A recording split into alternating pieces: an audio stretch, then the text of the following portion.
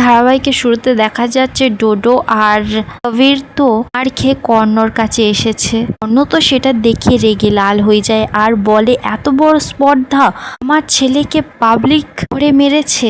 কর্ণ তো এবার কবিরের কাছে যায় আর বলে, কোথায় লেগেছে তোর?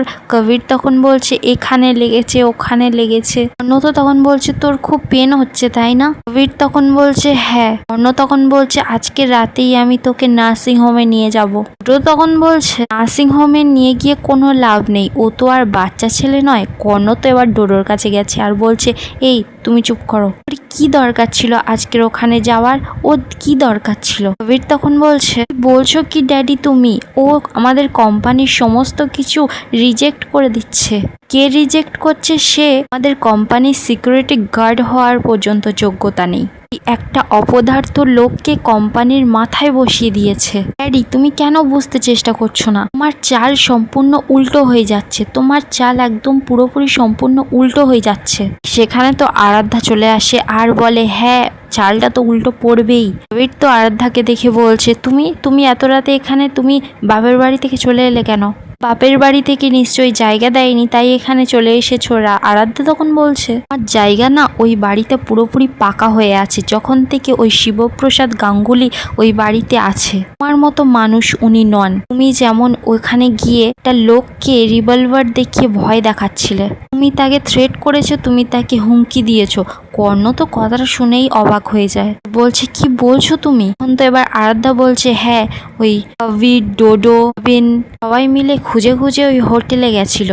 অলি গলি খুঁজে একদম খুঁজে গেছিল একটা ভাতের হোটেলে, যেখানে ওরা অ্যানিভার্সারি সেলিব্রেট করছিল। সেখানে গিয়ে ওরা ওদেরকে মাথায় রিভলভার ধরেছিল। এরা ওদেরকে থ্রেট করেছিল, জোর করে ওদের কাগজে সাইন করানোর চেষ্টা করছিল। কবির তো তখন চিৎকার করে বলছে, বেশ করেছি, পরশুরামকে না মেরে দেবো, পুরো মেরে দেবো। আরাধ্যা তো এবার কবিরকে গিয়ে ঠাসিয়ে একটা চড় মারে। কর্ণ তো এবার আরাধ্যাকে বলছে, আরাধ্যা তখন কর্ণকে বলছে, সরি বাবা, আমাকে ক্ষমা করবেন, আপনার ছেলে না এক ফোঁটাও শোধরায়নি, এক বিন্দুও শোধরায়নি। কারণ কেন জানেন?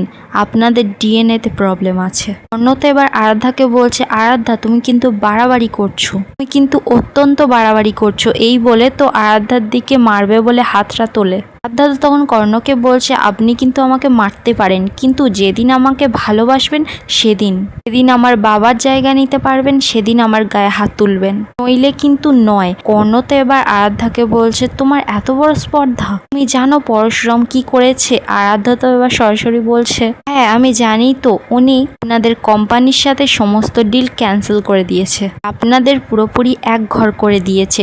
আপনারা চাল চালতে গিয়েছিলেন না, আগে প্রাণে মরছিলেন, এখন ভাতে মরবেন। কবির তো এবার আরাধ্যাকে চিৎকার করে বলছে, আরাধ্যা তুমি কিন্তু বাড়াবাড়ি শুরু করেছো, একটু আগে আমার গায়ে হাত তুলেছো তুমি। কর্ণ তো এবার কবিরকে শান্ত করছে আর বলছে, কবির এসব কি হচ্ছে? আমি কিন্তু এখানে এখন ঝামেলা চাই না, কিন্তু আমরা দুজন স্বামী স্ত্রী, পরস্পরকে রেসপেক্ট করতে শেখো, ভালোবাসতে শেখো। আরাধ্যা তখন কর্ণকে বলছে, আপনি শেখালেন কোত্থেকে? আপনি ওকে ভালোবাসতে শিখিয়েছেন, না রেসপেক্ট করতে শিখিয়েছেন, না কোনো সিচুয়েশনকে হ্যান্ডেল করতে শিখিয়েছেন?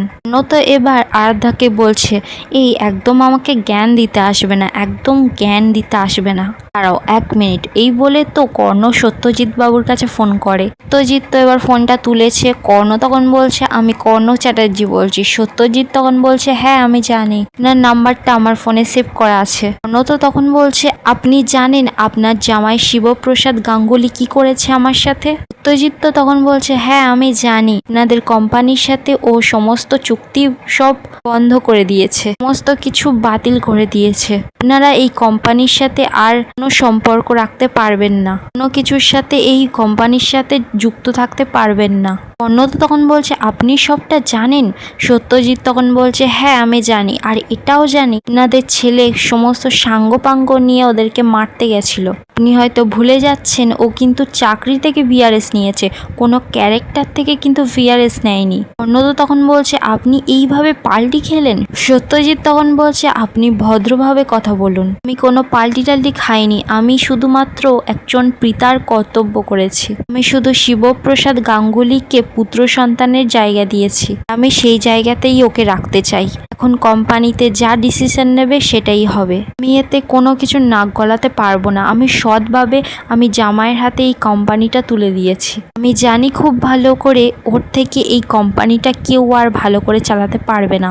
যখন মনে করেছে আপনাদের কোম্পানির সাথে কোনো দরকার নেই, যুক্ত নেই, কোনো কিছু নেই, তাহলে নেই, কথাটা আপনাকে আমি বলে দিলাম। অন্য তো তখন চিৎকার করে বলছে ও পারবে ওই কোম্পানিটা চালাতে, 600 স্কোয়ার ফিটের একজন ছেলে, ও পারবে ওই কোম্পানি সামলাতে। সত্যজিৎ তখন বলছে ও কত স্কোয়ার ফিটে জায়গাতে ছিল সেটা কিন্তু নয় মিস্টার চ্যাটার্জি, ইম্পর্টেন্ট হচ্ছে ওর চরিত্র গঠন হয়েছে কিনা। আর আমি আপনাকে গ্যারান্টি দিয়ে বলছি ওর চরিত্র গঠন হয়েছে। ওদের মতো ক্লাসের মানুষদের না একটা বিবেক থাকে, সততা থাকে, সেটা আপনাদের ক্লাসের মানুষদের মধ্যে নেই। নত এবার রেগে যায়, রেগে গিয়ে বলছে মিস্টার সত্যজিৎ মুখার্জি। সত্যজিৎ তো তখন এবার বলছে একদম আমাকে না চোখ রাঙাতে আসবেন না, ও পরশুরাম নামে পরিচিত ছিল, পাওয়ার দেখতে যাবেন না, পাওয়ার আমি আরেকবার জানিয়ে দিচ্ছি, কিন্তু চাকরি থেকে ভিআরএস নিয়েছে, ও কিন্তু ক্যারেক্টার থেকে ভিআরএস নেয়নি, কিন্তু ওর মাস্কিউলার বডি থেকে ভিআরএস নেয়নি,